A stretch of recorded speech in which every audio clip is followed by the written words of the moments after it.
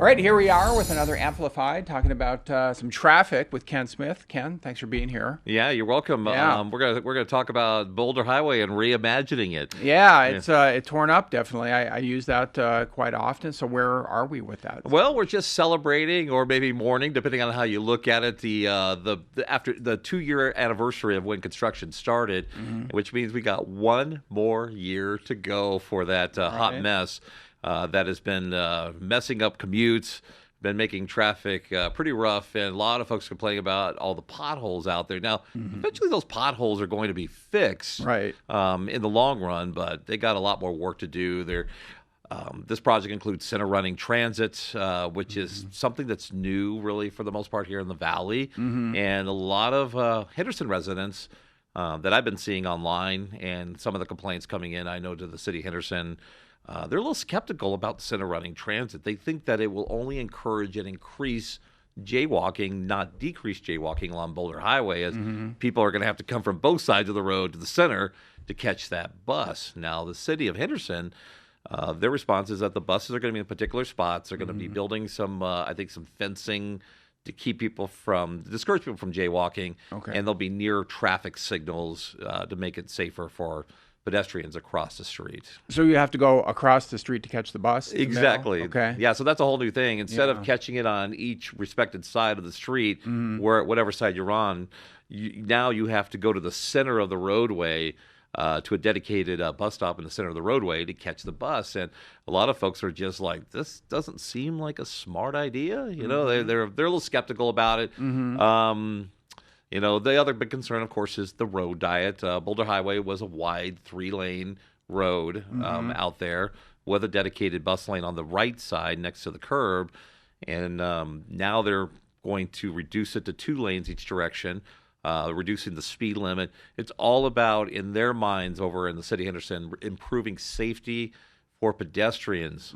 Although the question is, how much at a cost to drivers as development is growing in 3 Mines development. You got Cadence continuing to grow. Lake Las Vegas, more people are moving in there. And so that's the big struggle. And a lot of the decision to road diet Boulder Highway was made a decade ago, way back when all these folks, previous mayors, previous people in the planning department over in the city of Henderson, all these people are either retired or gone or left their jobs and moved on, and they leave this Boulder Highway monstrosity for everybody to deal with in Henderson now. And some people are going to love it, some people are going to hate it, and for me, I'm like, I have big concerns about the traffic capacity impacts, given that Lakeview Parkway already is overloaded with 60 to 70,000 cars a day out there on Lakeview Parkway as a main funnel to access I-11 and the 215. Right. So I take that quite a bit. Of course, it's torn up right now. I mean, what will it look like for me and other people who use it? What will the big difference be, do you think? The big difference, we're going to see new, nice sidewalks. There's going to be dedicated bike lanes on both sides of the roadway. So they'll have both wider sidewalks, dedicated bike lanes, more trees. There's supposed to be better lighting. There's a lot of good things that will go with this project. So I don't want to sound like I'm just a hater of the Boulder Highway project. But the thing is my contention is, as a longtime traffic reporter here in town and watching the city grow, is that they could have had everything. They had enough right away. They could have had your beautiful bike lanes, beautiful trees, wide sidewalks. They could have had their center running transit if they so choose. And they could have kept all 3 lanes of traffic to accommodate drivers.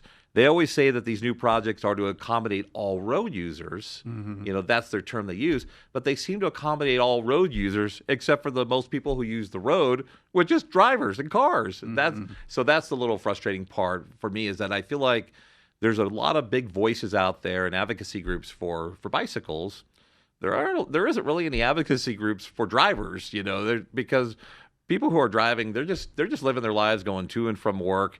They don't really have time to go to public hearings or public, meetings about these projects that have fundamental changes to their commute. But I have been to one of those meetings. I went to one of those well before this project started years ago, and most everybody was against doing things like, making the road narrower, and reducing traffic lanes.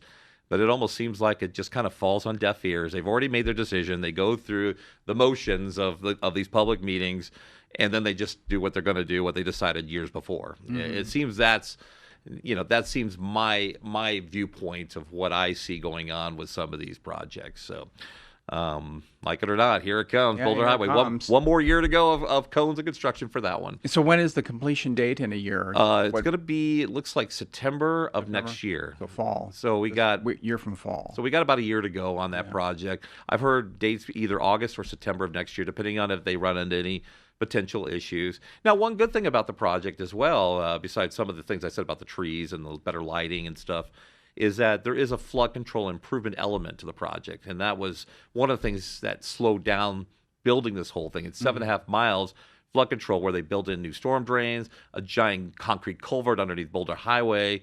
And so to channel that flood waters into the underground culvert and get it off the roadways. So there'll be some major flood control improvements as part of the project. Okay, let's move on to another project. Okay. This is the Red Line bus route. Oh, yeah. Where is that going, and what will that do? Yeah, the Red Line Bus project, I know a lot of people are excited about. I know RTC is really excited about this one. And even I actually use that 109 route. It's currently Route 109. It runs from basically the South Strip Transfer Terminal through Reed International Airport, and it heads toward downtown Las Vegas. Now, they're expanding it to continue on into the Medical District as part of this Red Line. And it's basically the Maryland Parkway 109 route, but it's being changed to the Red Line. It's their first of this new rapid transit bus projects that they're doing. And basically they're going to have dedicated painted red bus lanes. I think that's part of the reason why they're coining it the Red Line, with these big bright red bus lanes up and down Maryland Parkway and into downtown Las Vegas. The great news is that it should increase reliability for times for the buses. They're going to increase the bus time from every 15 minutes to every 12 minutes. The downside, though, is once again, the vast majority of road users are not bus riders, but drivers. Most people are drive. And Maryland Parkway is already a hot mess with about 35,000 vehicles a day that use it, especially near UNLV and heading up toward the Boulevard Mall. And now they're going to reduce that roadway from 3 lanes each direction down to 2 lanes each direction, plus the bus lane. So the bus get their own lane that only one bus every 12 minutes will use, while 35,000 cars will have to squeeze down from 3 lanes to 2 lanes.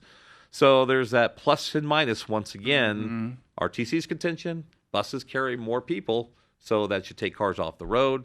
We'll see what happens with that one. I wonder, do they carry enough people to make that all work? They carry about 9,000 riders a day. I don't know if it's enough. Maybe they're hoping that this will attract more riders. They're going to have brand new shiny buses with hydrogen fuel-oriented buses. So they'll be clean-burning buses.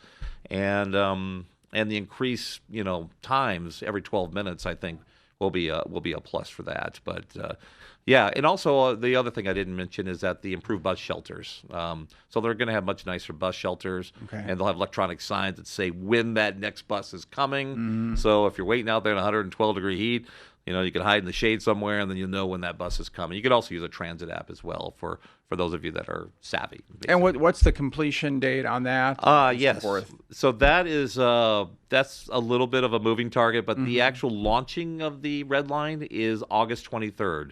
So that's coming up, and that's part of a broader change in their entire transit schedule. So the whole transit scheduling, they're kind of blowing it up, kind of launching some new stuff. Cutting back on some routes, adding to some routes. They say it's revenue neutral at the end of the day. That's what RTC is saying. And but I think they're trying to focus on improving the routes that have the most ridership. And the Maryland Parkway 109, soon to become the Red Line, is definitely the biggest. Well, do you think drivers will go into the red painted areas? Is there a way to not go into them, or what? And what happens if you do? Well, the red lanes, drivers are allowed to go in them anytime to make right turns into any business, or to make a right turn to go onto a street. They're not allowed to just use it as their own little personal free traffic lane to just drive 2 miles down Maryland Parkway, and that's going to be an enforcement issue with Metro. How many people potentially cheat and go into that lane? It's like cheating in the HOV lane, right? I see people do it all the time. They have those bus lanes on Flamingo and Sahara as well. They're not painted fancy red, but nonetheless, they do have them, and people driving them and turning into their own lane all the time. And it's actually could be quite dangerous to do that because drivers making right turns are not expecting a car to be barreling down in that lane. It's only supposed to be for buses. So hopefully people will stay out of that lane except for right turns. We'll see if the word gets out on what you're supposed to do and what you're not supposed to do. Exactly. All right, let's move on to another project, the Star Avenue Bike Lane project. What's going on with that? Yeah, that's a big project. The good news with that project, we're getting some nice new pavement out there between Bermuda Road and Las Vegas Boulevard. That project will involve 2 lanes each direction for traffic flow. One of the big components, which is something that hasn't been done for a number of years here in the Valley, is dedicated concrete divided buffered bike lanes. So these giant concrete median, it's basically like a median that you would see separating east and westbound traffic, say on Flamingo. It's a similar type of deal, but it's dedicated to protect cyclists from traffic. Now the question is it worth the money? Now the county's spending $800,000 to put in these concrete bike lanes, which I think is a pretty expensive price tag, considering they could just lay down some nice bike lane paint, probably cost a small fraction of $800,000, maybe like $25,000, $30,000 for that same 2-mile stretch. So, for me personally, I have a little bit of an issue with the cost versus benefit ratio, especially given, if a reckless driver is going down Star Avenue, they're going to be able to still easily jump right over that median and potentially hit a cyclist anyway. And maybe it'll slow them down a little. I don't know, but I'm concerned about the cost. And then the county plans, they're doing a design study right now to turn multiple miles of Pebble Road between Las Vegas Boulevard and Eastern. That's a big, lengthy stretch, and doing something similar, putting in those protected bike lanes, which will run into the millions of dollars just for bike lanes alone. If they do move forward with that project. So it's a lot of money being spent for cyclists, and there aren't a lot of cyclists out there, especially at this time of year when it's 113 degrees outside. But obviously the cyclist community, they're overjoyed with the idea. They love it. They think it's going to make their ride a little safer. Critics will say it's too expensive, and cyclists should be on smaller side streets and not on major thoroughfares. I mean, for example, Lake Mead Parkway in Henderson, they have a little narrow, little skinny bike lane that runs right adjacent to that huge road that carries 60,000 cars a day out there. And, I know the city of Henderson, they're looking at, for the redesign of that project, to get rid of those bike lanes because they think it's too dangerous when you got a speed limit 45, 50 miles an hour or more, people driving on that road, to have bicyclists, within 2 to 3 feet of a driver going that fast.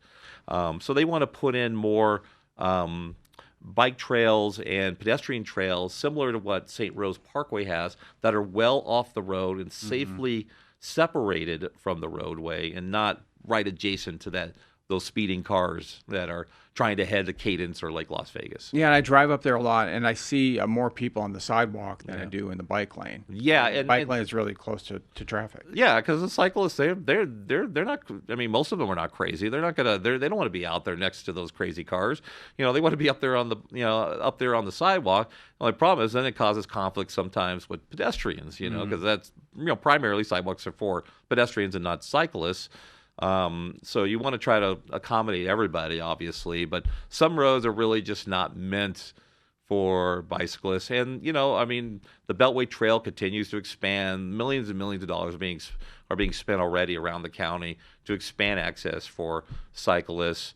I know they road dieted a road, not too far from where I live on Grand Canyon Drive, without any type of notification from the nearby residents, including myself, on Grand Canyon, south of Russell Road, heading down to Mall. And then there's other roads like Fort Apache in the southwest side of the valley, which is only 2 lanes and has a gigantic bike lane. But traffic volumes, as the growth continues to explode in the Southwest Valley, are getting to the point where, it's becoming a problem for major congestion in the Southwest between Blue Diamond heading up to Warm Springs, all to accommodate cyclists that I personally almost never see down in that area, except on maybe a Sunday for some of the recreational cyclists. So I'm hoping that issue at some point is dealt with the County Public Works Department. What I would ideally like to see is maybe a new bike trail that is constructed adjacent to the roadway, similar to St. Rose Parkway, that not connected to the roadway at all, and then use that existing space and pavement to open up a third traffic lane and help relieve some of that traffic pressure. And you had mentioned, we talked about this earlier, that this barrier situation was tried in 2019 on Yes, Hollywood. on Hollywood, yeah. And how did that go? A lot of folks that live up in the area, they said they thought it was a wasted money and wasted space, and at some point they had to put bollards at the entrances of these bike lanes because garbage trucks were driving down the bike lane where they shouldn't have been to pick up the trash, because there's a lot of homes on Hollywood that front that area. And yeah, so a lot of the residents up there thought it was a huge colossal waste of money. Maybe the one down on Star Avenue, the one that they're finishing up construction now, and everything should be completed by this fall. Okay. Maybe it'll be better received, and maybe it'll be more successful, and maybe they'll get a lot of cyclists out there. I don't know.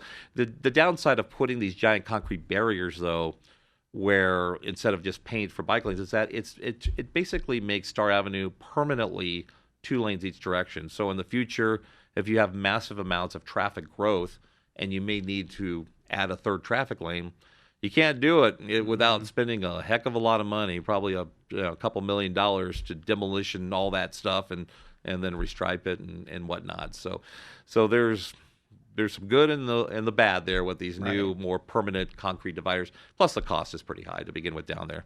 It's not cheap. Yeah. Okay. Just like traffic, Ken Smith will be busy covering all these stories. All right, Ken, thanks for being with us. We appreciate it. You got it. All right.